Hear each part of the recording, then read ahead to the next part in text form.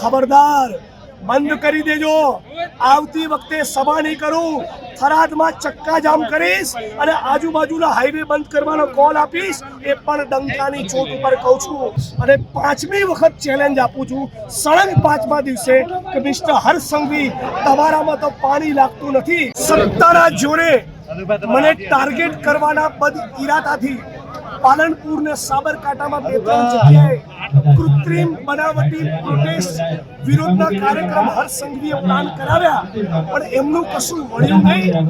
થરાદની જનતાએ ભારતીય જનતા પાર્ટીના ગાલ ઉપર તમતમતો તમાચો ત્યારે પણ માર્યો હતો અને આજે ફરી માર્યો છે.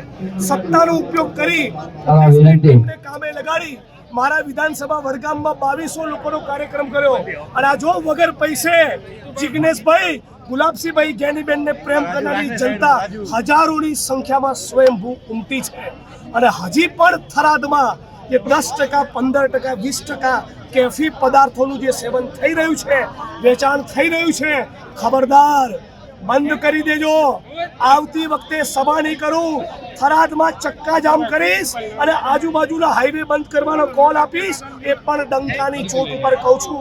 થરાદના જ એક પોલીસ સબ ઇન્સ્પેક્ટર, રાજ્યની સરકાર તપાસ કરે, પૂરી જવાબદારી સાથે કહું છું, પોતે ડ્રગ્સનું સેવન કરે છે. એટલે મારી પર સવાલ કરતા પહેલા પોતાનું ચરિત્ર ઉજળું રાખજો, બાકી મજા નહીં આવે. પોલીસના નાના કર્મચારીઓની પડખે છું. સ્ટેટ મોનિટરિંગ સેલને પણ કહું છું, ફક્ત કોન્સ્ટેબલ, પીએસઆઈ, પીઆઈને સસ્પેન્ડ ના કરો. તાકાત હોય તો એસપી ને આઈજીની સામે એક્શન લો. રાજ્યના પોલીસ વડા અને ગૃહમંત્રીને કહું છું, તમારામાં તાકાત હોય તો પોલીસના કર્મચારીઓને ગ્રેડ પેનો લાભ આપી પોલીસ યુનિયન બનાવવાની સત્તા આપો. એટલે અમે બધા જ કોંગ્રેસ પરિવારના માણસો નશા મુક્ત ગુજરાત, ડ્રગ્સ મુક્ત ગુજરાતની કેમ્પેન લઈને નીકળ્યા છે. આ એની આજે એક શરૂઆત હતી. થરાદથી આ વાત, આ વિચાર, આ આંદોલન આખા ગુજરાતમાં ફેલાશે.